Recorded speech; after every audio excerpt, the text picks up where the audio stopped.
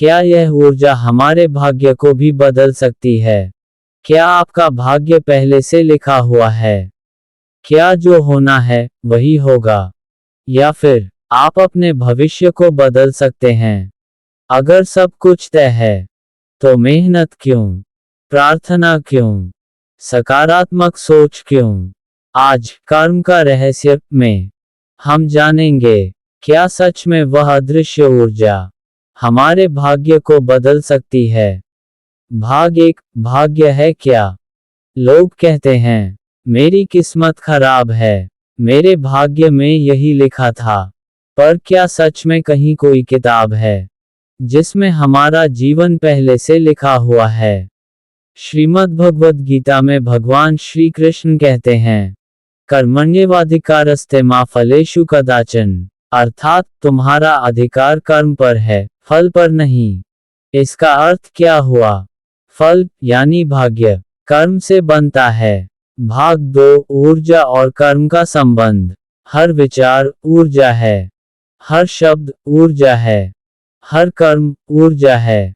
जब आप सोचते हैं मैं असफल हूं, तो एक ऊर्जा बनती है। जब आप सोचते हैं मैं कर सकता हूं, तो दूसरी ऊर्जा बनती है। यही ऊर्जा आपके निर्णयों को प्रभावित करती है। निर्णय आपका भविष्य बनाते हैं, और वही भविष्य भाग्य कहलाता है। भाग 3, क्या सब कुछ बदला जा सकता है? सच सुनिए, कुछ चीजें हमारे हाथ में नहीं होती। जन्म कहाँ होगा, परिवार कैसा होगा, कुछ प्रारंभिक परिस्थितियां, ये पूर्व कर्मों का परिणाम है। लेकिन उन परिस्थितियों पर आपकी प्रतिक्रिया पूरी तरह आपके हाथ में है। वही प्रतिक्रिया आपके नए कर्म बनाती है, और नए कर्म नया भाग्य बनाते हैं। भाग 4, ऊर्जा बदलो, भाग्य बदलो। मान लीजिए दो लोग एक ही कठिन परिस्थिति में हैं। पहला व्यक्ति टूट जाता है, निराश हो जाता है, खुद को दोष देता है। दूसरा व्यक्ति कहता है, ये भी बीत जाएगा, मैं सीखूंगा।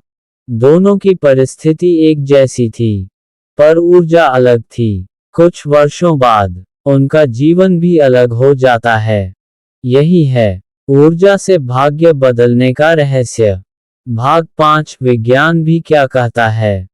विज्ञान कहता है, हमारे विचार हमारे मस्तिष्क में न्यूरल पैटर्न बनाते हैं।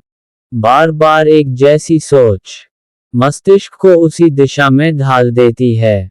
आदतें बनती हैं, आदतें व्यक्तित्व बनाती हैं, व्यक्तित्व भविष्य बनाता है। आध्यात्म इसे ऊर्जा कहता है, विज्ञान इसे न्यूरोप्लास्टिसिटी कहता है। नाम अलग हैं, सिद्धांत एक है। भाग 6, सबसे बड़ा सत्य, भाग्य जादू से नहीं बदलता, ऊर्जा से बदलता है। और ऊर्जा बदलती है जब आप जागते हैं, जब आप अपने विचारों को देखते हैं, जब आप अपने क्रोध को रोकते हैं, जब आप क्षमा करते हैं, जब आप सेवा करते हैं, तभी आप नई ऊर्जा पैदा करते हैं। और वही नई ऊर्जा आपका नया भविष्य बनाती है।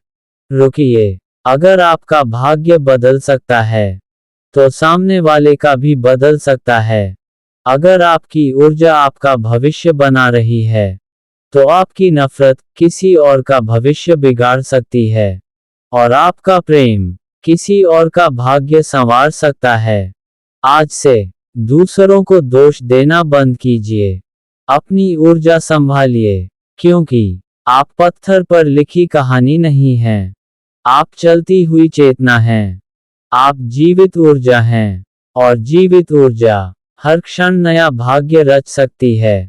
अगर यह बात आपके हृदय को छू गई हो, तो कमेंट में लिखिए, मैं अपना भाग्य स्वयं बनाऊंगा।